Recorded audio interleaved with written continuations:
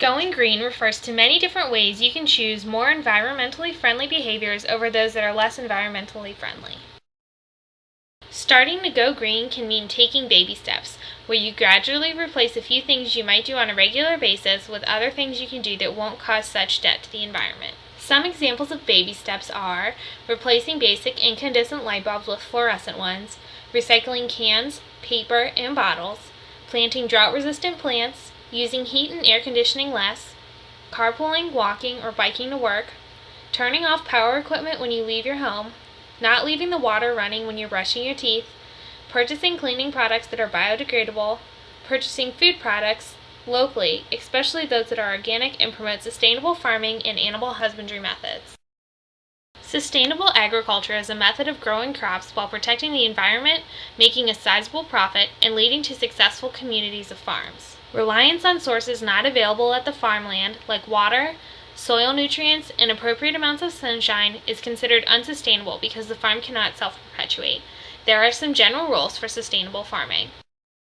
Water must be available directly on the land, either through rainfall, irrigation from creeks on site, or wells. Any watering system should be set to address the needs of the crops without being used in excess.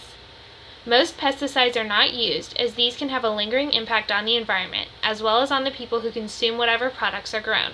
Fertilizers with chemicals are also not used for the same reasons. Instead, cow manure and recycled crop waste are recommended for fertilizing crops. Planting one kind of crop, monoculture, is not sustainable because it will lead to soil depletion and erosion. Therefore, multiple crops should be planted with consideration to improving the soil. Lastly, any farm machines relying on fossil fuels are not sustainable because they deplete natural resources. One major obstacle in going green is pesticides. Over 98% of sprayed insecticides and 95% of herbicides reach a destination other than their target species, including non-target species, air, water, bottom sediments, and food. Pesticide drift occurs when pesticides suspended in the air as particles are carried by wind to other areas, potentially contaminating them. Pesticides are one of the causes of water pollution, and some pesticides are persistent organic pollutants and contribute to soil contamination. One of the first things that people think of when they hear going green is recycling. Did you know Americans throw away enough disposable plates and cups to give the world a picnic 6 times a year? Every year we make enough plastic film to shrink wrap the state of Texas. Americans dump the equivalent of more than 21 million shopping bags full of food into landfills every year. Every year Americans produce enough styrofoam cups to circle the earth 436 times. The energy saved from recycling one glass bottle will keep a light bulb burning for 4 hours. Americans throw away 2 million plastic bottles an hour. Americans also throw away enough office and writing paper annually to build a wall 12 feet high stretching from Los Angeles to New York City. Using recycled instead of virgin paper for one print run of the Sunday edition of the New York Times would save 75,000 trees. Bicycling, walking, and carpooling all reduce the pollution that is given off by cars. Cars give off carbon monoxide, hydrocarbons, and particles. Particles from car exhaust generate more persistent and longer-lasting clouds, but less rain. Putting more of these particles into the atmosphere reduces the low-level winds, which could reduce the amount of wind power available in very polluted regions. The result is that arid but populated regions could suffer a triple blow as a result of vehicle pollution, less water, less hydropower, and less wind energy. A carbon footprint is the measure of the impact human activities have on the environment in terms of the amount of greenhouse gases produced, measured in units of carbon dioxide. The national average is 7.5 tons of carbon dioxide per year per person. The carbon footprint is meant to be useful for individuals, nations, and organizations to conceptualize their personal impact in contributing to global warming. A carbon footprint can be effectively and efficiently reduced by using a carbon diet. Carbon dioxide is a fossil fuel that's emitted when we heat and cool our homes, run appliances in cars, and heat our water. CO2 is a major contributor to global warming. We each contribute by emitting 48,000 pounds of CO2 each year. In a nation that's obsessed with going on diets, it's about time we started to think about our carbon diet.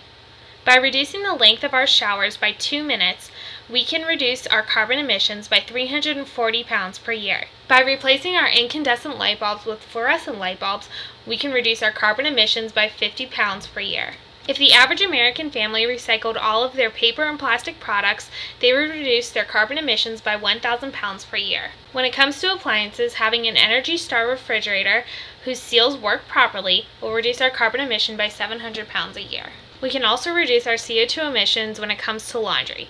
If you did just half of your laundry in cold water instead of hot, you would reduce your emission of CO2 by 500 pounds per year. In the same way, instead of using the dryer for your full load of laundry, if you dried half of your laundry on a rack, you would reduce your carbon emissions by 700 pounds per year. Following this carbon diet would reduce your CO2 emissions a total of 2 tons per year.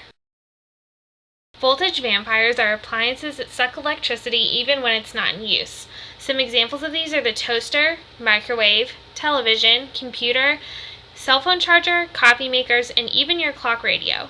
Although you may not think that these appliances suck up extra energy, it is because they all have some kind of standby function, such as little clocks, light bulbs, sensors, or other features that stay on as long as they are plugged in. To avoid losing energy to voltage vampires, you should pull out individual plugs whenever possible. If there's an area where there's lots of components, plug everything into a power strip, making sure that it has a surge protector. When you are not using those components, just turn off the illuminated switch on the surge protector and you can start saving energy. You might think that the energy these voltage vampires suck up is too small to matter, but in the end it all adds up. So remember, going green is easy to accomplish when you start by taking baby steps. Knowing where your food is coming from and only buying products from sustainable farms will encourage farmers to go green too. Use this information and make environmentally friendly decisions every day and set an example for others so that we can all go green.